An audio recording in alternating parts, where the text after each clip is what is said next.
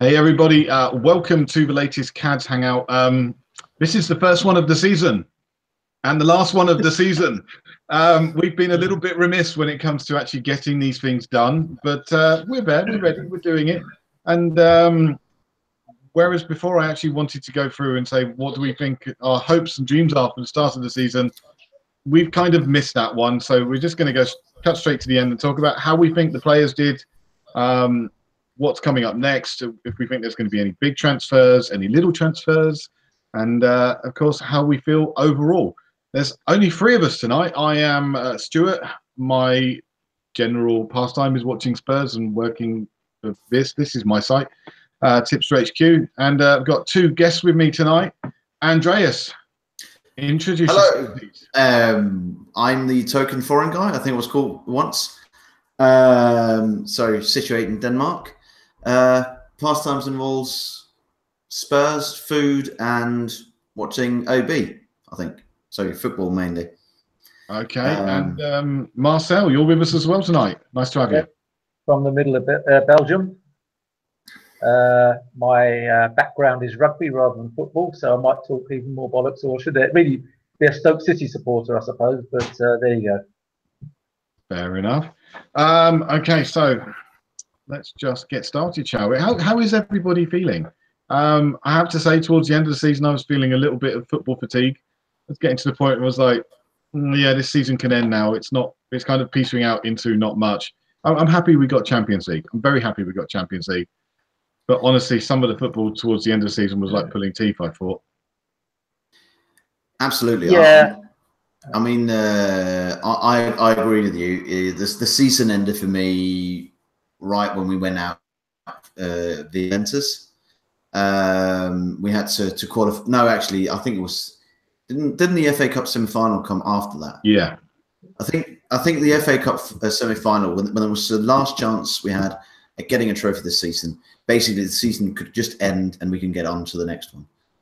However, with the final results in mind, and with the risk of not being able to possibly fall out of the top four, and so on, and if the results didn't work out the way they did, it did become a bit interesting in the last two games. So securing a top three spot above Liverpool for again, the eighth time in 10 seasons, I think, and as well as being the top club in London first time since 1994, I think. I think when we refer to Liverpool, we have to officially refer to them as the Great English Hopes. Is that the way we now have to talk about them? The Great English Hopes. Oh yeah. Finalists, Great English Hopes. Doesn't matter. Most of their players aren't English. Doesn't matter. The manager's not English. Doesn't matter. Very little effect on the actual English. Like Jordan Henderson. That's about it, isn't it? You know. But England's Great Hopes. You know. Absolutely. Marcel, how are you feeling towards the end of the season? You see, I don't subscribe to this business about having to win a trophy. Me neither. The thing is, Champions League, like it or not, is probably more important than winning an FA Cup, which we've forgotten next season. We got into Champions League. We got third, which is what we wanted. But you could see signs of nervousness. Now, I put that down at the end of the season to the fact that we got some very young players there. Not been in that situation. I think they were actually trying not to mess it up, and consequently messed up their own game. It happens so easily that it's psychological. And I think the final game against Leicester, one I attended, was so up and down.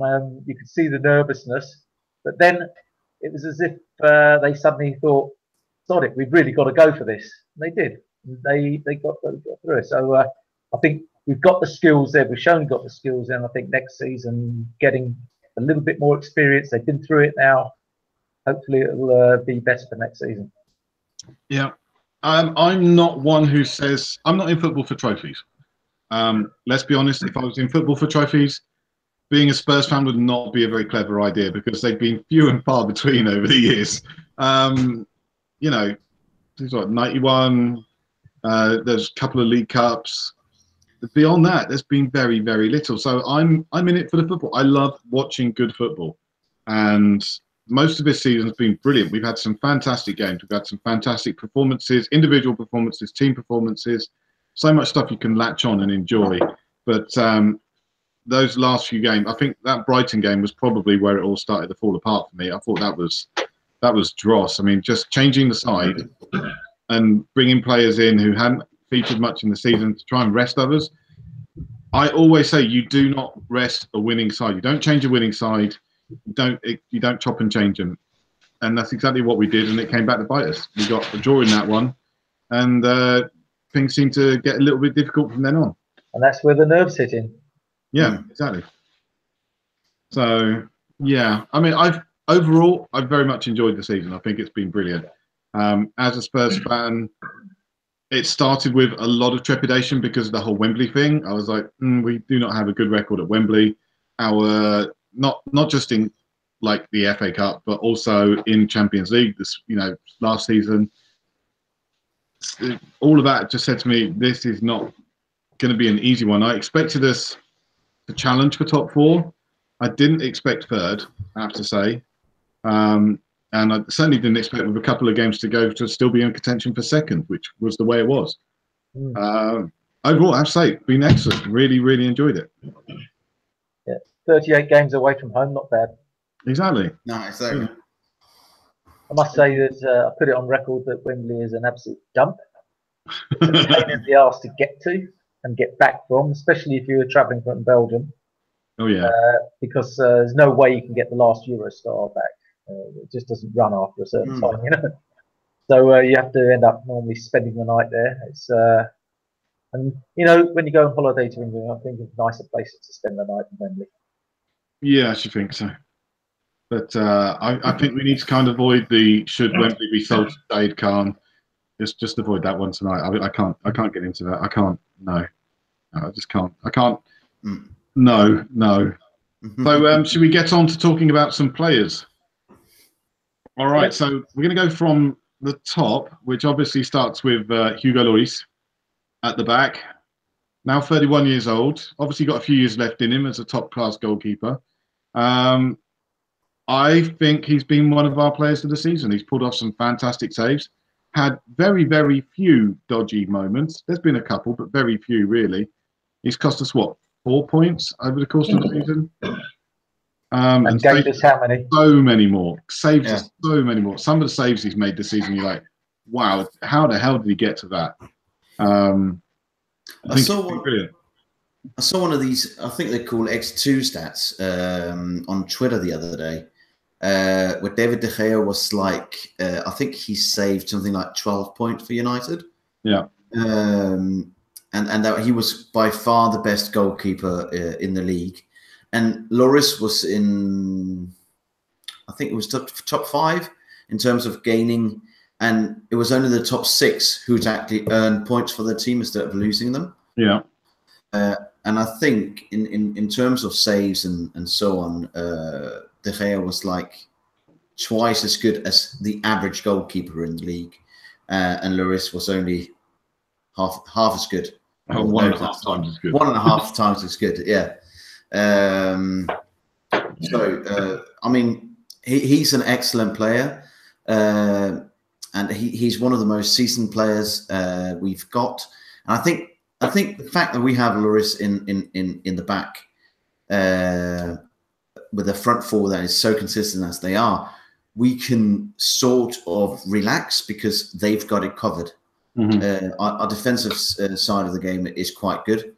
It could be better, but right now it's pretty good and it's pretty strong with the players that we've got. But yeah, not as good as last year. Not as good as last year. I think we'll come on to the reason. Yeah, I think we know why. I think the reason why I think later on his name is coming up 4th in the list. The thing is, Lloris, when the defensive line has been sort of up and down a bit this season, and people injured and not injured, and chopping and changing, and that didn't suit Lloris, I think. And certain members of the team missing put more pressure on Lloris. And I'd just like to say one other thing. Why doesn't he kick it out from the back? Well, probably he's under instructions not to. And so people need to get off his back for that. We play the ball out from the back. It's all, you know, it's been the way ever since Pochettino took over. Why does somebody expect him to suddenly launch it long? It just doesn't work like that. And it's, you know, it's not the way he's trained. It's not the way he's played over the last few seasons. So why on earth would you expect it to suddenly change and go to, you know, front to back that quickly? We've never done that. Yeah. And one last thing to defend him is that I think it can't be underestimated the effect he must be having on the changing room. Yeah. There must be a reason why he is captain. There must be a reason why he's captain of France. So all I can imagine, because I don't have any inside information, is he must be pretty awesome around the training ground. Yeah, all the little clips you see of him whenever he talks to the cameras, whenever you see him, you know, he's always in there in the team, and he's always saying the right kind of thing. Yeah. That's exactly what you want from a captain. Exactly. So I'm going to give him an A grade. Don't know about you. Oh, I didn't know where to give grades. No, well, me neither. We're giving grades. I'm dropping it on you now. A grade for me, not A plus. I think if he'd managed to avoid those few little mistakes, that dodgy period, we had like 3 or 4 games where people would go, "Oh, he's so dodgy, let's drop him." You know, then he'd be an A plus. But for me, he's a solid A. Yeah, I don't like A's and minuses and pluses and all that. I'll just go my vote. There you go.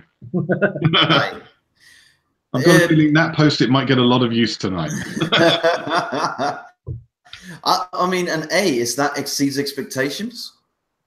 I think in his case, I think it meets expectations because we expect him to be damn good. Yeah, that was kind of my point. Because they've exceeded it. But him, you know, you can't really get better than this. So no, it's true. Well, you can, but it'll be difficult, and you have to be absolute world class to beat Lloris. Are there 5 goalkeepers in the world you would change Lloris for? 5? No. Maybe not 5. Yeah. But I could tell you 3 or 4, maybe. I could think 3, maybe 4, but 5. I don't think I could do 5. He's in the top 5 somewhere. Yeah. And unfortunately not at the top. I would not change him though for anyone because of the disruption it would cause in the team. Yeah. And you have to add that to performances as well. Exactly. So, okay, let's move on to our backup goalkeeper. The somewhat unfortunate Michel Vorm, who's likely to leave now. He's end of contract. I understand that they could extend his contract and then probably try and get a fee for him. But he's been with us a while. He's put in some shifts when he's needed. You know, a lot of people lambasted him, had a go at him at times, but he's been a solid goalkeeper. I don't think there's a better number 2 in the Premier League. So, you know, I can't really give him much more than a C grade because he's played so little. But again, he's met expectations. Well, I'd say that, as I said before, Vorm is temporary, Lloris is permanent. But when he has had to step up to the plate, I think in general he has. Yeah. So I'd go a... Is that a B or a D? B. That's a B, okay. I was sort of worried there, as the light was making it look like a B. I'll put it that way. No, I think whenever he's been called upon, the few times he's been called upon, he's done his job. And I can't remember him at any point making or looking unstable. And I don't think he's made any errors of note. And I'm actually looking that up right now. No, I'm not. That's all right. Well, yeah, basically, I can see now he's played 2 games. So the 2 games I've seen him in is basically not much, and I can understand why we're getting rid of a player that hasn't been that pretty good. Okay, sorry, he's been playing 7 games in the FA Cup as well. 7 games in the FA Cup, 2 in the Premier League Cup, in the Champions League. Yeah. Oh, sorry, 2 in the EFL Cup. So it's Coca-Cola Cup. whatever you call it. Yeah. I think the league. One in the Champions League, one in the Premier League. Yeah, played 12 games, but only 2 of them recorded in stats. Yeah. Well, played 11 games, 5 clean sheets in that time. That's pretty good. Yeah, that's not bad. Not too shoddy, is it? No. Even if he might have played some of the easier games, like the qualification for the Champions League and the FA Cups against the smaller teams, but still we had issues with Rochdale and teams like that. So still, he's been doing his job. I'd give him a C. It's a pass grade at least. Yeah, I think a C is fair. We didn't expect a huge amount of him, but he's stepped up to mark when he's been needed. It's a passing grade. It's a decent one. It's not one of the most important players in our squad. He's not one of the players you rely on. So I think going anything higher than a C would be, he has to kind of be a breakout player. But yeah. All right. Third choice goalkeeper, the very, very much barely used Paulo Gazzaniga, who at some point during the season, I basically forgot we had him at the club. He's played 1 game. I believe he kept a clean sheet. I can't remember what game it was. It's against one of his old clubs, wasn't it? I think so, something like that. Yeah. He played against Palace in the Premier League. Yeah. Okay. Yeah, I remember he did that starburst thing where he came out flying and arms outspread, and they just went past him like he wasn't there, and then completely missed the goal. Yeah. And you're like, that could have been so much worse. Yeah. He put in a couple of saves after that. He looked all right. Yeah. But he's 26. I didn't realise he was 26. Is he? Yeah, I thought he was like 23, maybe. Starting to get seasoned as a goalkeeper. 26, it's maybe getting a bit too late for him. I don't know. Maybe. Well, I'd give him an A.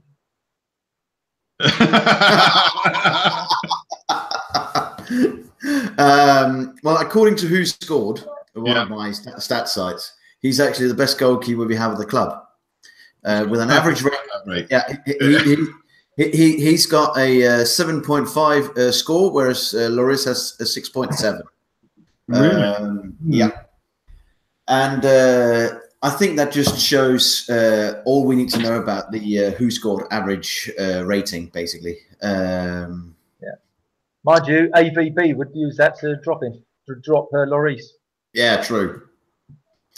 Well, let's not talk about a future West Ham manager like that. He will end up there someday, won't he? Yeah, he probably will. Yeah. When they sack Pellegrini in September. Oh, okay. Let's move on then. I'm with Marcel. I'm with his A. Very much that way. Is there a without grading or something called? I'm saying he basically didn't turn up to the exam. He just didn't get a grade because not applicable. No, there's nothing to go on really. Exactly. We've got 1 Premier League game where he kept a clean sheet, which wasn't on his fault, and that's pretty much it. We haven't seen him. We haven't seen him in training. We haven't seen him in friendlies. We haven't seen him in cups. So impossible to rate him basically. But Pochettino likes him, so there we go. Nice. He's Argentinian. Yeah. Okay, on to the player I think we've missed more than any other over the course of the season, Mr. Toby Alderweireld. When he's been out, I think he has been massively missed. He was one of our best players, probably our second best player last season. If somebody I was saying we should not sell this guy, we should keep hold of him. I still don't think we should sell him. I still don't think we should let him go. If it means holding him to his last year of contract and letting him go on a free, do it. This guy's important to us. This is a big year for us with our season starting in our new stadium. Let's keep hold of him. Let's make it very, very clear we do not sell our best players anymore. Oh, my son's going to bed, so he's going to cry. So, Toby, how many games has he played? He's missed a lot. He's played, let's see, 17... 21 games. 18, 21 games, yeah. Yeah. Only 14. And he's played Yeah, and he's only played 1,200 minutes in the Premier League. Yeah, which is not a lot. I have a theory. I think we will sell him, and the reason why is I get this feeling that the injury he got was far worse than anyone's letting on. And I think his performances in the few games he played at the end of the season were not up to anywhere near the level that he was last season. Now, that could be rustiness and whatever, but I just get this feeling that it was worse than they're letting on. And I think they're probably going to just try and cash in on a player who probably will not meet the levels that he did in the past. What are your thoughts, Andreas? Well, I sort of agree. I'm not sure that it's because of injury necessarily. Also, Stu, your mic is off. I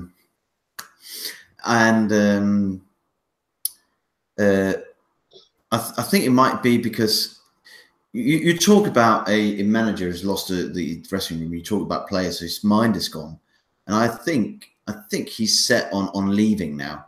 That part of this contract negotiation has been so unpleasant for him, maybe because we've been using the fact that he's been injured as part of the Asian, because he's been injured. He doesn't want to rely on bonuses as much as I think what's his name, Paul Haynes told us. Yeah. Wrote from the minutes in the supporters trust meeting. So I think he doesn't want to rely that much on bonuses as the Spurs wage structure does. He demands a bigger paycheck up front and less money when he plays or not plays. I think basically he's set his mind on going elsewhere to find a bigger paycheck somewhere, because it's going to be his last big contract before he turns. I think if he gets a 4 year, he's turned 33, and that's pretty much his career going downhill from there. I'm afraid, which is weird to say when I'm just turned 32, but that's all right. I think the injury is playing a part of it psychologically, but I think it might have been a pressure point during the contract negotiations, and that hasn't been pleasant for him. I think he's very much in a Danny Rose kind of situation. It's very difficult to ask for big money and a new contract when you're out of the team through being injured. Very difficult. Danny Rose hasn't come back and justified getting a new contract. Right now, would you give him big money to stay with us? Not particularly. Toby, I love Toby as a player. I think he's such a calming influence at the back. If we could keep him, I'd very happily do it. If he's decided to go, okay, go, but you go on our terms, which is at the end of your contract, buddy, not now. I'm happy to, if they're saying we might get 40 million for him, I think that's unlikely, and it's more likely to be 25. And I think it's probably more important to have him at the squad, have him in the squad, have him in the team, and say to him, look, come and have a good season. We'll let you go on a free at the end, and you'll be able to basically choose your pay packet at your next club. And it will be a big one because you'll be in your prime years, 30 to 33 as a central defender. Really good, strong years for you. Very good earning years. And those are the times you'll be going into. Be top of this game and say, right, come show us what you can do. If you make it worth our while, we'll give you a damn fine contract. Otherwise, you can go with our blessing. But the injury problem could prevent him from showing his best at that age. That's the thing. Yeah. If I'm right, just a feeling. Also, I don't think we should underestimate Levy's. He's going to see a 40 million payout if we can get that from Barcelona, which we probably can, and we're going to get 40 million. He's going to see at somewhere in the vicinity of a Gareth Bale for that kind of money, and I don't think we should underestimate Levy's willingness to sell players at the right value, and I think somewhere between 40 and 50 million that'll see him off easily, because it'll it'll bump up our war chest so much more by selling such a good player who hasn't been playing for a top 3 team this year. He's been a reserve. So if you can get a reserve, sell a reserve for 50 million pounds, I'm sure that Levy will say, go ahead. Okay, what's his grade for the season? I have to say, I'm going to give him a D. I don't think he's been up to it. So D's kind of pass-fail somewhere along that line, isn't it? D is just below where we expected you to be. Yeah, D for me as well. Okay, I'll go a C. The reason being that before he had that big injury, he was playing all right. Yeah. And I think the injury was not his fault. It just happened. And I wouldn't punish him for that. Okay. Moving on to one of the players who's probably been almost ever present this season, Davinson Sanchez. Come in for a lot of money from Ajax, a lot of money for a centre-back. You know, Mourinho was saying Manchester City spend striker money on central defenders. I think we did as well. That is a lot of money. 14 million euros was the initial price, I believe, but there's going to be quite a few add-ons on there as well. Going to go up a fair bit. And seeing as we've just qualified for the Champions League, I'm expecting there to be a payout for that as well. So I've been really impressed with him. I've liked his physicality. I've liked his athleticism. He needs to learn a lot. There's a lot to be learned. He's still, 21 years old? I think this is potentially one of the world's leading centre-backs at a very young age. If we can keep hold of him for the next 5-6 seasons, and I think that's an if, because if he has a good couple of seasons, he'll be massively sought after. He'll be up there with the very best. I think he's been great. Yep. Can't argue with any of that. The only thing is, if you'd asked me, and this is just talking about development, if you'd asked me after 10, 15, 20 games of the season saying, is Davinson Sanchez the future man? I said, no, he's got too much to learn. But here at the end of the season, he's been almost as good as Toby was last season. He's been stable, and I think it just goes to show what Pochettino can do with defenders. Because I think Pochettino might be one of the best managers who's able to teach defenders how to defend. You don't need a bus parking service in front of goal if you have proper defenders. We could probably have let in fewer goals if we park the bus the way Mourinho does. But I actually think we're playing Tottenham football, and we're playing with a very nice defensive formation and way of defending. And Davinson Sanchez is a big part of that. So I'm going to give him an A because I think he's had a really, really strong season. Obviously, the expectations were high because he cost a lot of money, but I think he's fulfilled those. He's been a very, very important player for the season, and I think he deserves an A. Marcel, I'll go along with that. Yeah. I'm going to go for a B+, but that is only because of the price tag, and one season doesn't qualify for a 40 million pound price tag. He needs to show something. He needs to continue his form next season. But B+. Weird to say 40 million isn't that much these days, is it? No, it's true. It is changing. 40 million defenders this summer. But still, it's a lot of money to pay for a football player. Never mind a defender. So hopefully he's going to step up his game next season. But because we've done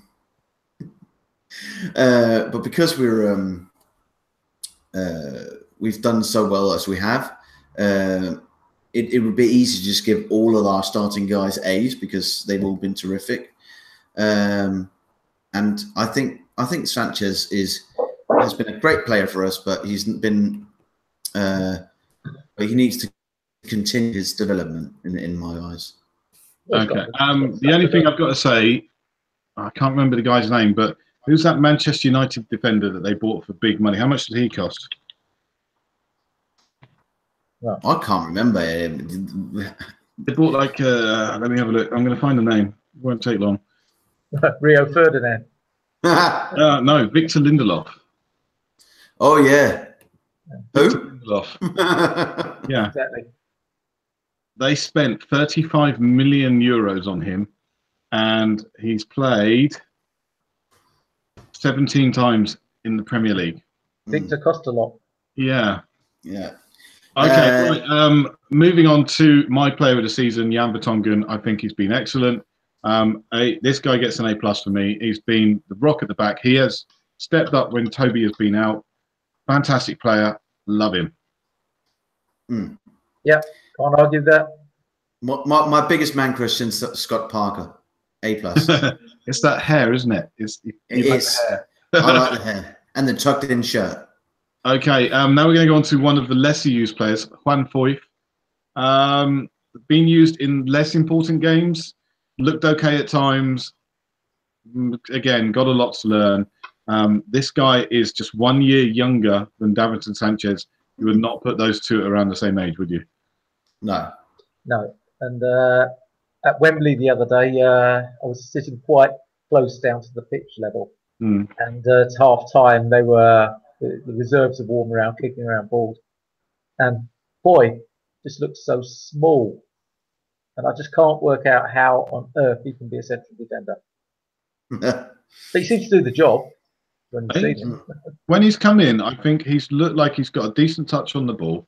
And it looks like it's a lot of potential there, but at the moment it's potential. And he's gonna need to wait for him to fit out and put on a bit more muscle. But he looks calm and composed. He looks like the kind of player that maybe could step into Jan's place as Jan gets a bit older. So as a ball playing centre back. Yeah. I can't really give him a score. I don't think it's fair. I think if I was going to give him a score, it'd be a low one because he hasn't played very much. But I think when he's come in, he's looked okay. A little bit shaky, but okay. I mean, he hasn't fallen through in any way, in my opinion. So any grade would be around passing, so like a D or a C. Yeah. But again, I agree with you. He's been playing too little to actually say how well a season he's had. Any more thoughts before we move on, Marcel? Not really. No, that's it. About it. Okay, we're going to move on to the left back question. Who's the Danny Rose club? Who's the Ben Davies club? I'm in the Ben Davies club this season. I think he's been pretty solid. Doesn't provide that attacking threat as much, but when he was breaking through at Swansea, he attacked a lot. I think there's more to come from this guy in that section. Danny Rose, very, very under par. I think probably the player I've been most disappointed with throughout the course of the season. Except for the last game. He's outstanding against us, so I think he was showing he can still do it. I mean, I think Davies. Right now, I think they're on the same level, but Davies is on the up, Rose is on the down. I think basically, I think we're going to see more of Davies with Rose as a substitute. Maybe if United still want him, he's going to be changing with Luke Shaw, which I wouldn't mind either, because I think still Davies is the best left back of all the three of them. So changing one backup for another backup, I don't see the issue with that one. And the wages would be a significant difference between the two. Most likely, yeah. So yeah, I am of the Davies club and not the Rose club, but I'm always going to remember Danny Rose fondly for his first ever game against Forest against Arsenal. Yeah, on the right wing. Yeah. So I'm going to give Ben Davies a B, and I'm going to give Danny Rose a C-, I think.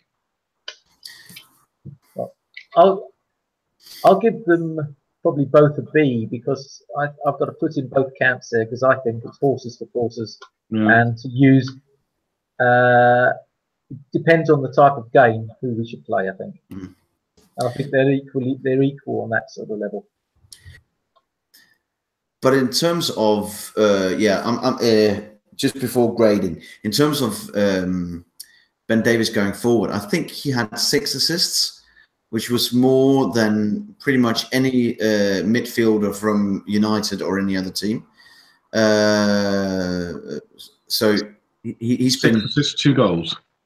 Yeah, and I'm just going to find some Premier League stats now and see where he actually is placed in terms of on the assist table, because I think he's pretty high up. So him going forward, it might not go forward as much, but he is. But when he does, he's actually so.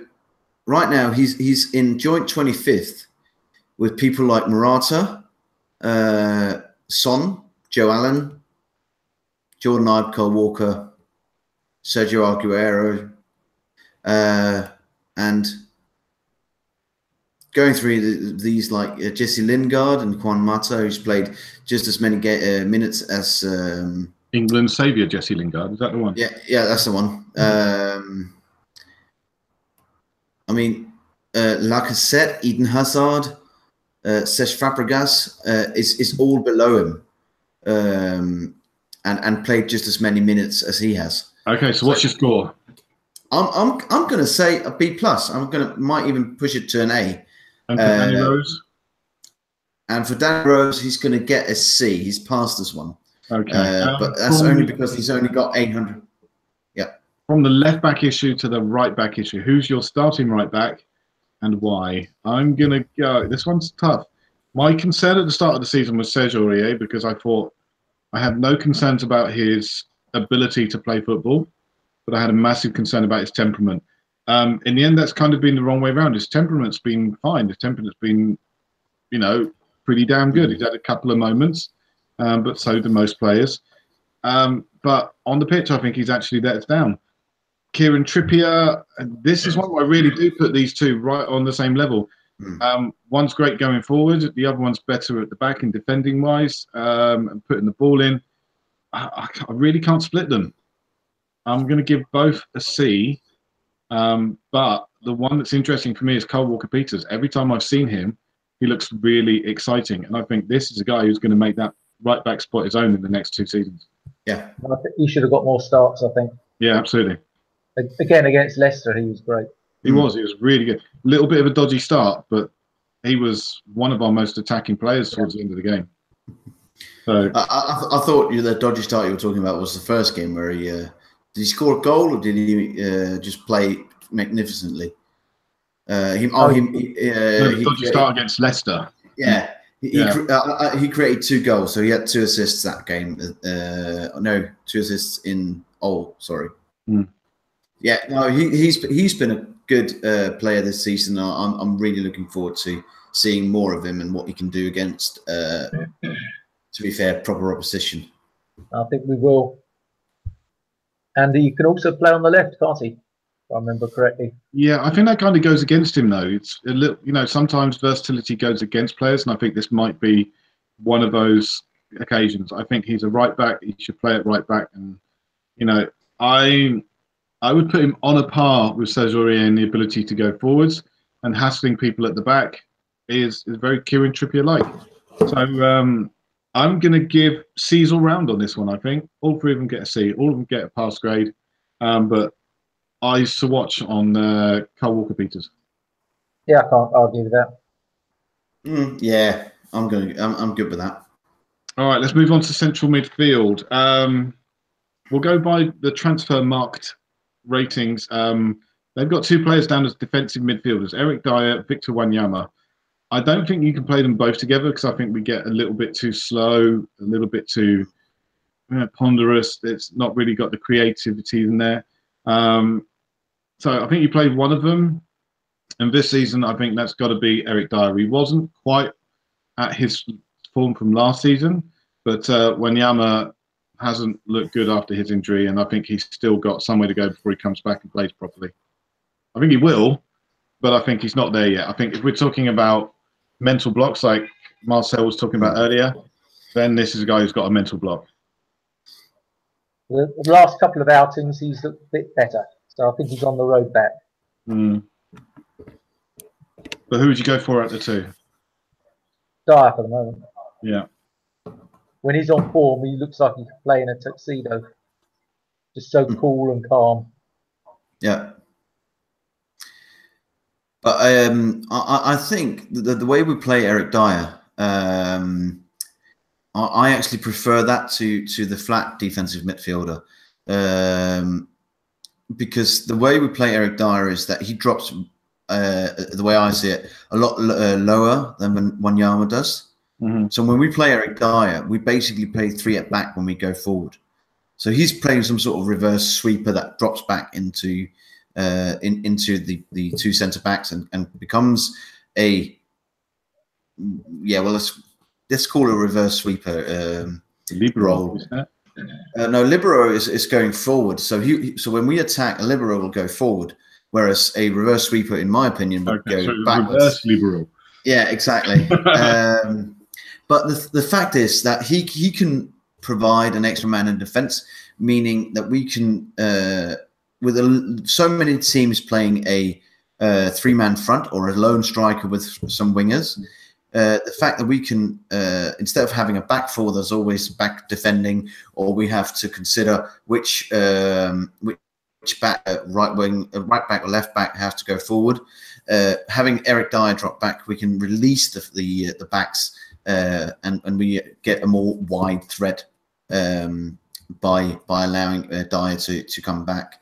And when the backs are coming back into position, we can allow Dyer to move up and start throttling the build-up in between the two, in between defence and midfield. And I really enjoy that kind of defensive football. And I have had quite a long conversation with, no, I haven't, but I've had a Twitter conversation with Miles Jacobson of Football Manager fame, saying he wouldn't allow that because no one plays that role in real life.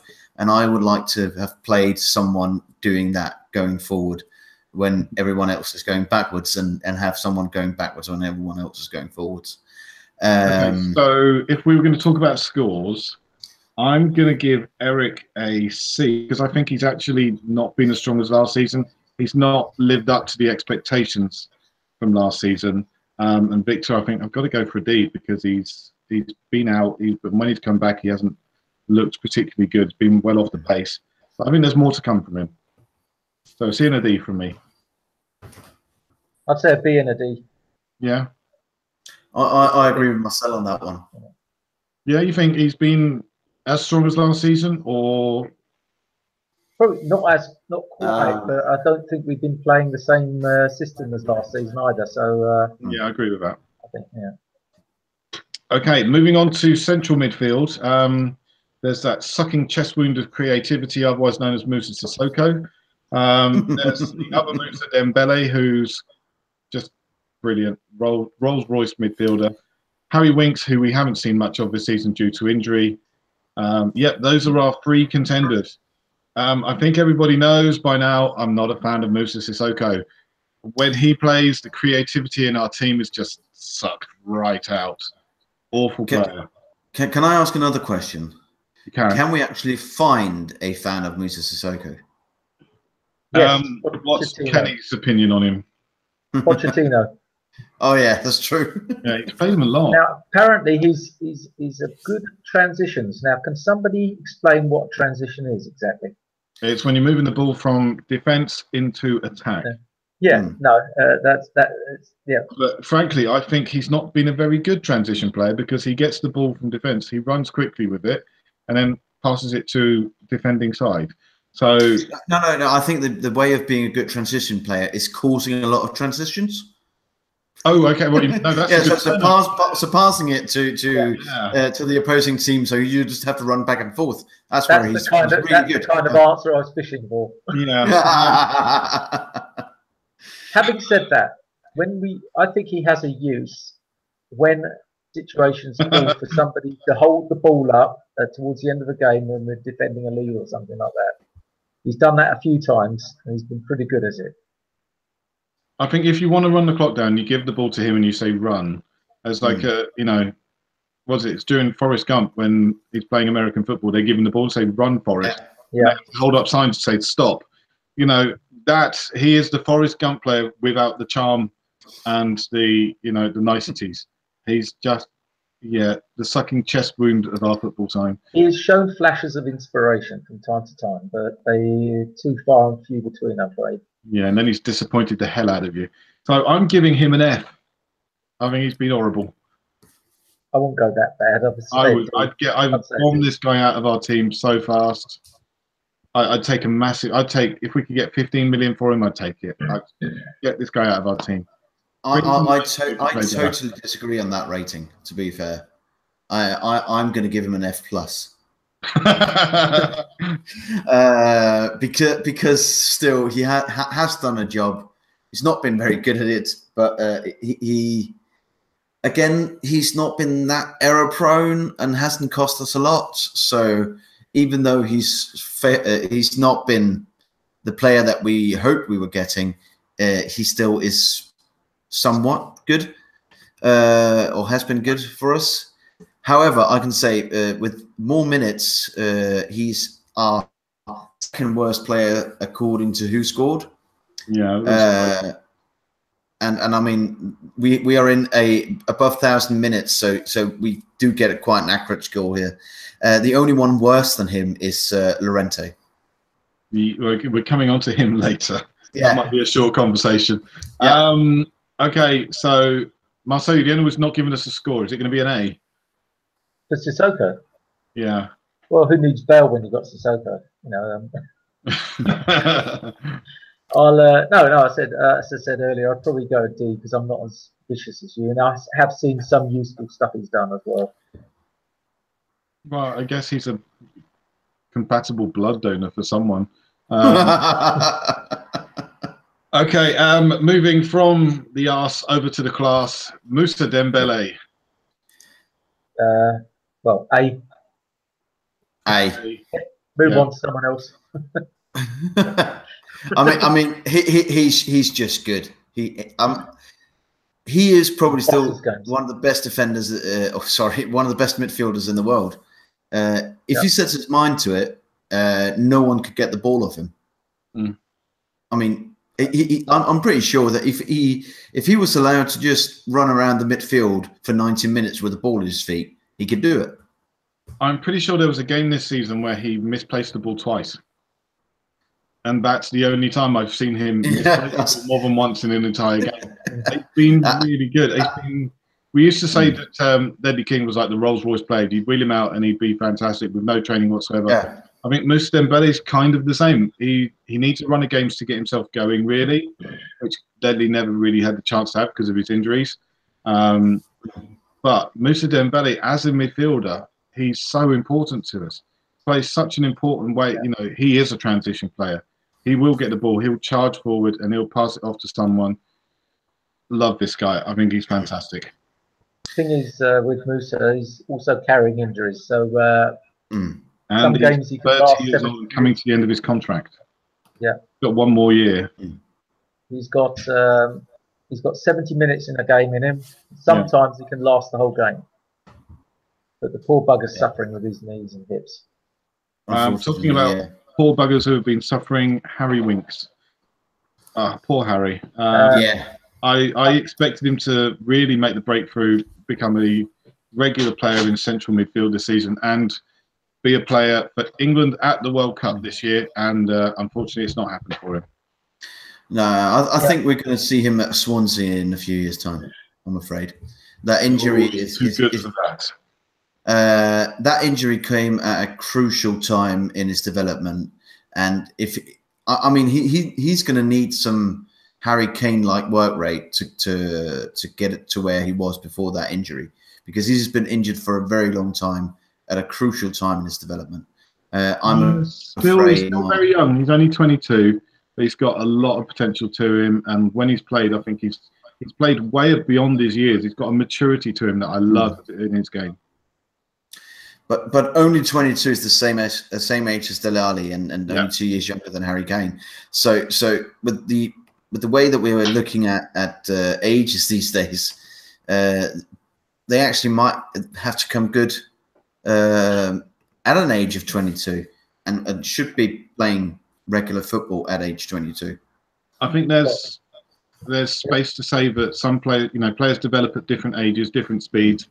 I think he's somewhere 24 years old. He's going to be one of the best Premier, not the best, but one of the most useful Premier League players around. He is going to be a player who's involved in transitions. He's going to get that ball from defence, and his ability to see the game and pass the ball quickly and put it to someone where it's going to hurt the opposition is really useful.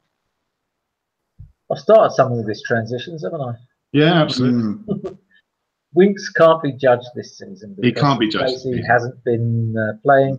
I think to say that his career hasn't developed as we wanted it to this season is a bit unfair because he's been on crutches most of the time. Yeah.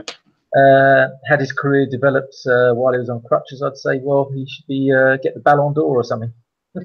Yeah, that's true. But I think we need to see him next season, and I think there's a reason why he's been signed a new contract. So. Yeah, I do think next season's make or break for him, though, which is, it's a bit tough to put someone who's 23, but if he's going to make it, he needs to start showing. And of course, there is a space in central midfield for him to take. So when you talk about work rate and everything, he's one of our own. He's like Harry Kane. I think he will put in that effort. But he's clever with his work rate as well. He puts in the work, but he's an intelligent user of the work he puts in. He's not a headless chicken. I'm talking about the work rate on the training field to get back. Yeah. Okay, moving from one 22-year-old to another, Dele Alli. He's had some criticism this year, which I think's been really harsh. I think he's become much more of a team player this year. I think he's got the best assists rate of his career. He's still picked up double figures in goals. He's not been as dangerous, I think, when it comes to attacking that space. The kind of Lampard player we were calling out for. But I think he's been much more useful as an actual player.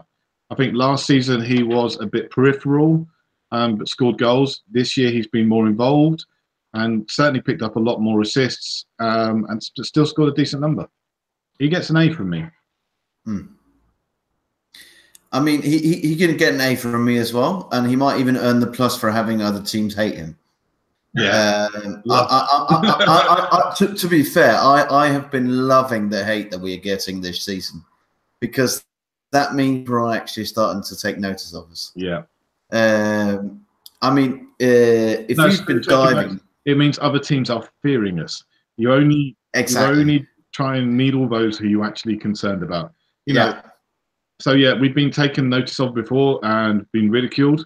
Now people are taking notice of us because they actually fear us. Yeah, and that's even better to me. Yeah, true. Good point. Better said than I could. For me this season, I would give Dele Alli a B, and I'll tell you why. Because he needs to learn how to do the simple stuff. Everything he tries has to have a touch of flash to it. He's always trying to nutmeg players, but they've got used to that and they're stopping him doing it.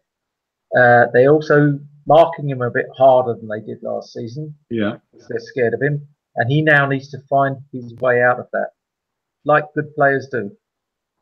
And I think that I'll reserve that until next season to see how he gets out of that. I think Dele is going to end up in central midfield. I think he's going to be a real powerhouse. He's got such good stamina. I think he's going to be up and down that pitch. He's going to be a really, really strong player for us in central midfield.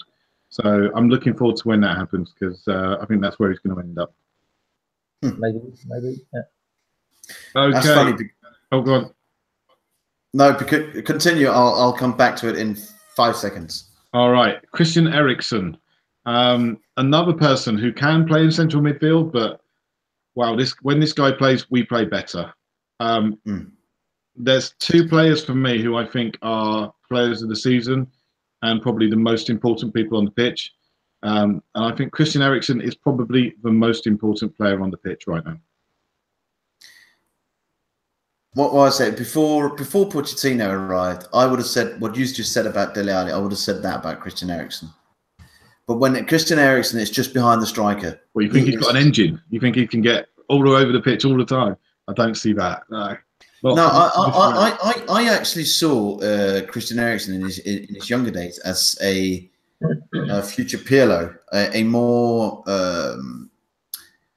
drawn away from the attack and distributing from further down the pitch. I can see that as he gets older, certainly. But having seen him under Pochettino, I can only say I was completely wrong. Pochettino is playing him perfectly. He's been arguably one of the best. Actually, arguably, he's been our best player of the season. With the only other arguments being Vertonghen and Kane. And I think we'd be hard pressed to actually. I'd be hard pressed to decide on which of the three was our best player this season. I'd agree, because I think I've actually already said that Vertonghen's our best player. Now I'm saying that Eriksen's our best player, and I'm sure when we get to Harry Kane, I'll say he's our best player as well. It's a team game. It's a team game with 3 major players in it. I mean, I have a huge bias for Eriksen because I've known him since he's worn this shirt, and I mean, known him. I still remember seeing that 14-year-old kid beating all the adults at the training ground, and we had to go down and see who that Barcelona, Ajax, Chelsea prospect was. He was absolutely phenomenal. Even at 14, he was beating the Danish Super League team. So yeah, I'm hugely biased for Eriksen for obvious reasons. So yeah, I've loved it. No, you haven't. I might have to be a bit more expressive of that, perhaps. No, but go on, give us a score. He's going to get an A+, isn't he? Yeah. Just like Vertonghen, and just like spoiler alert, going to give Harry Kane. All right, Marcel. Well, he's an A, isn't he? Obviously, I don't do pluses and minuses. He's an A. Full stop. He does need to learn how to take a corner, though. Yeah, and a free kick from a wide position. Oh, his free kicks have been awful for the last God knows how long. What's happened? Well, he's had the typical Spurs thing. We bring in players who are excellent on dead balls, and we train it right out of them. Before he joined us, David Bentley was fantastic at corners. Came in, hit the first man every time. I also think that part of it is because we don't realise how hard it is to complete set pieces. The fact that hitting a ball just right, just for, I think we're talking about a very, very few inches that you have to hit it correctly in order to hit your man the way you want to, or to hit the top corner without the goalkeeper being able to touch it. I just think that we sometimes when we shout hit, try to get past the first man and so on, we're basically asking people to do something that is extremely difficult, despite the fact that it looks very, very simple. Surprise, Andreas defending Christian Eriksen's corner. No, I mean, name someone who's been good at corners for Spurs. Yeah, that's the problem, isn't it? I don't think that's a criticism of the club. I just think that goes to show that when you watch enough of a team's football, you're going to notice that corners are a very difficult thing. However, we have been playing against teams this year who don't have the classy players that we have, and they have caused havoc in our defence with their corners. And why? Because they don't try and land it on a sixpence on a particular point of the penalty area.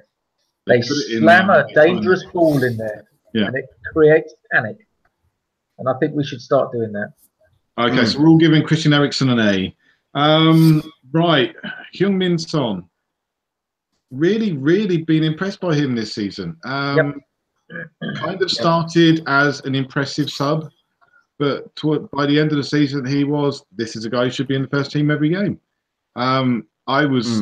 When Harry Kane was out injured and he went up front, I was really surprised. I thought he's actually doing a really fantastic job in a slightly unconventional way. So I was a bit disappointed to see Harry Kane rush back, actually, because I thought Sonny was doing a great job. So he gets a solid A- from me. I'm not going to put him at the very top, but he's a very good player. I mean, double figures in the goals column does mean I can only give him an A- perhaps, because he's been top 5, I'd say, for us. And yeah, he's been a good and positive experience this season. He's a definite top 3 player. He's at the club he deserves, because he's a top 3 player. Yeah. You know? And honestly, if you saw him at Manchester City, you wouldn't be surprised, because he's technically very good. He puts in a lot of work, and he's dangerous and scores goals as well. So he's the kind of player that, you know, Manchester City would probably be looking to buy this summer. They can't have him, but he's probably the kind of player they'd be looking to buy. He's an A, that's for sure. Yeah. Okay. From feast to potentially famine, Lucas Moura. I think he's been massively underused this season. Every time he comes in, he looks neat and tidy. He's looked a little bit dangerous at times as well, but I think he's a player we're going to see more of next season. He's one of these who comes in January, trains with the club, and after the summer, when he's had a full pre-season, we'll see the best of him. He's going to get a C from me, but only because he hasn't had more opportunities. I think it's a fair assessment. I think, yeah. I'm going to give him one of Marcel's Gazaniga scores and then A.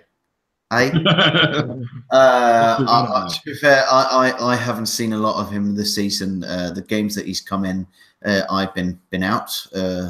So I've probably only seen about 100 minutes of football with him. So I can't really rate him. Okay.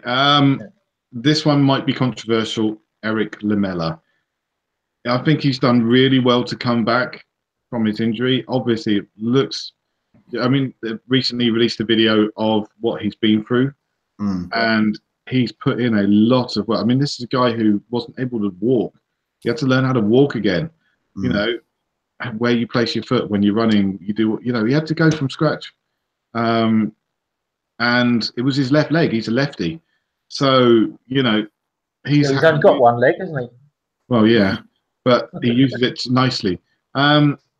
I think he's a very different player to the one we were expecting to get. I think we expect to see someone a lot more tippy-tappy, more of a goal danger, although obviously Leicester will feel he's quite dangerous enough as it is. But he scored 4 goals all season, only 2 in the Premier League, and he got them both in the last game. This is someone I know a lot of people would be happy to see him leave.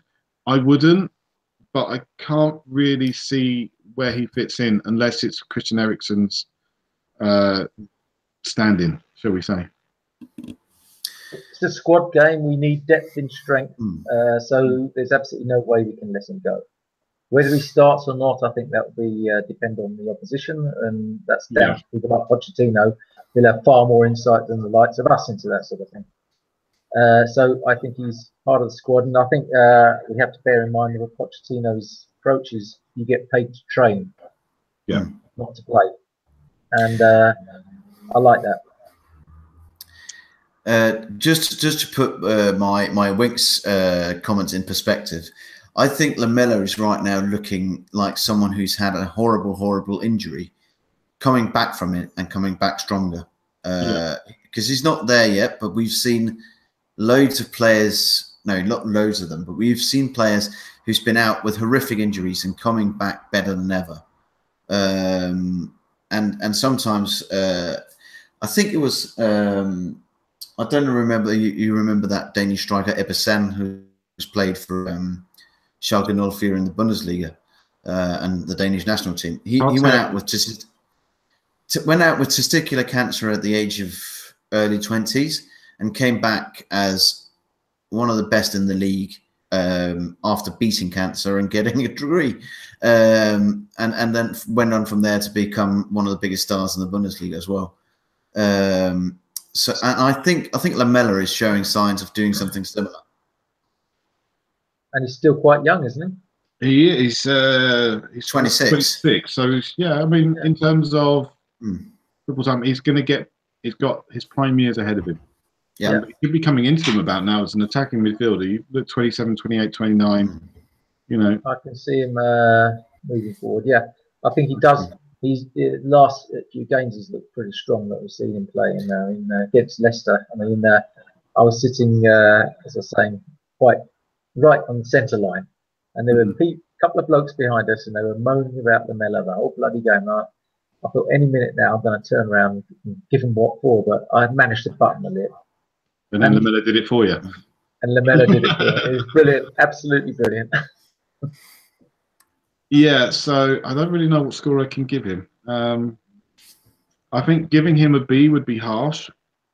I think giving him an A would be too much. I know what Pochettino would have given him. A for Argentinian. Yeah. Argentinian, yeah. So let's go. I'm going to go for a solid B+.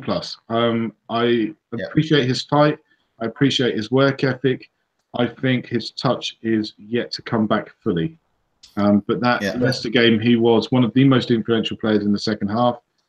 Probably he stamped his authority on that game in a way that we've really only seen Harry Kane do. So, yeah, very happy with him. Yeah, I'll give him a B as well. Yeah. All right. From a player who's done very well and worked really hard to Fernando Llorente. What do we think? D. D. I think he only had one really good game we've seen this season against Real Madrid, and he was playing a different kind of role in a way there. But didn't he play well against Swansea as well? He scored against Swansea, didn't he? He looked okay in that one. Just because he scored a goal, I mean, it's his job for crying out loud. Yeah, exactly. Also, Rochdale. Ooh, Oh, yeah. well, Rochdale. Yeah. Oh, yeah, he had a hat-trick there. Yeah. Oh my. So there's 3 games where we can think he did well. There's a player. Pretty useless. £12 million. Which we this thought is was the kind of player. This is the kind of player you'd say when they went to buy him, Swansea must have had big windows because they definitely saw Daniel Levy coming. So if he goes this season, I kind of hope he does, because I think we need to open up a space and bring someone else in, because I don't think Llorente is that player to give Harry Kane competition. And I think he's at an age where he needs to be playing football regularly, and he deserves to be. He's been a very good player.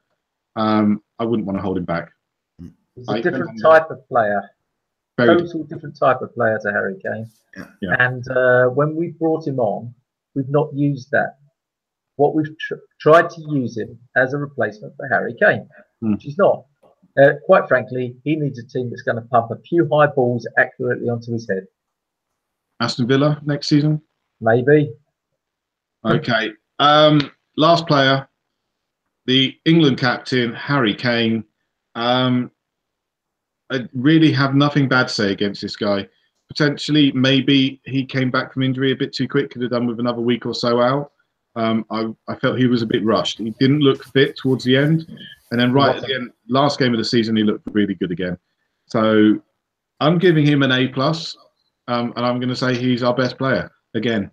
So it's 3 best players of the season. But yeah, he's been brilliant. Just continued that growth curve we've seen from him over the last few seasons. Definitely one of the world's best strikers right now. Of course, he's an A. Mind you, Sky Sports have been doing a poll: should he be the England captain? And 54% say no. I wonder if they're the Jordan Henderson fan club voting. And Arsenal and Chelsea fans. Yeah. Oh yeah, probably. that's it. Yeah. Yeah. He's been getting a bit of hate as well. So. Yeah. You can't argue the fact that he's okay. He didn't win the top scorer this year, but my God, in all competitions, didn't he get 40 goals? First Spurs player since Clive Allen to score 40 or more goals in a season. First ever Premier League player to score 30 or more goals in the league and not win the Golden Boot. There we go. So, what a shit season, really. What a shit season he's had. Yeah. Okay. Everybody giving him an A or an A+? Yeah. I think one last comment I would have on Harry Kane is the fact that people are not talking about him. He didn't get the supporters trust or One Hotspur or whatever, and there was the Vertonghen got that one, and Ericsson got the children's vote. which That's just who goes looks to, like Hinton. well, maybe, Yeah.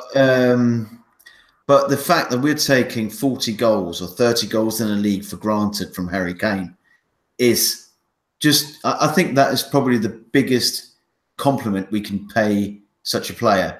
That the fact that he's got 30 goals this season, let's nominate a defender for the best player of the year. I mean, it's just madness that we are allowed to see a player get taken for granted in such a way, and not. I'm trying to just say I love Harry Kane. Okay, right. Last Pretty question. good. He's pretty good for a one-season wonder, isn't he? One season wonder. We got He's two more done it every questions. season. Two more questions to answer. Maurizio Pochettino, what's his score? For me, he's getting an A. He's taken us through a season away from home. We've not played at home once all season. He's kept us top end of the Premier League. Again, we've not, actually fought for the title, but we've been up there. We've been pushing. We had looked like we were dipping, and then we turned it around at the end. For me, this guy is the best manager probably during my time as a Spurs supporter, which obviously misses out some fairly important managers of the past. Apart from Tactics Timmy, you mean? Let's not talk about him. He was I'm going to rate Pochettino above an A, something like M for magic. He is magic, you know. He's A for Argentinian as well. So. Yeah, I don't think there's any questions about Poch, is there? A. Okay. Very last question quickly before we go. And for anybody else who's missed out on this, I'd like to hear your answer in the comment section below. You get to spend a serious chunk of money on a player. Who is that player? Or alternatively, you get to renew the contract of a player who is potentially going to leave, whose contract is running out. So what do you do? Marcel, I'm going to put you on the spot. Are you going to buy a player? Who's that player going to be? If it is big money player, or are you going to renew someone's contract?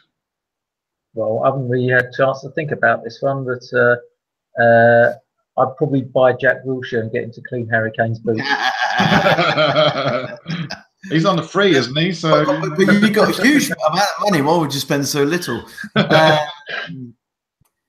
I mean, are we talking realistic transfers here? Because if you've got a huge chunk of money to buy anyone, we're going to need someone who is potentially available. It's not obvious. We're going to need someone in Luka Modric's place, and I'd love to see him back, despite the fact that he left on not as good terms as he could have.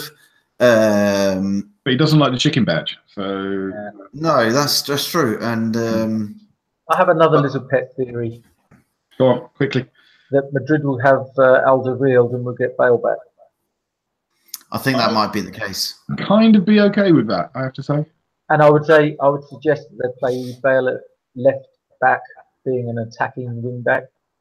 Wouldn't Bale qualify as homegrown as well? He was on he would. I don't know that. Yeah, he would. Yeah. I probably would, yeah.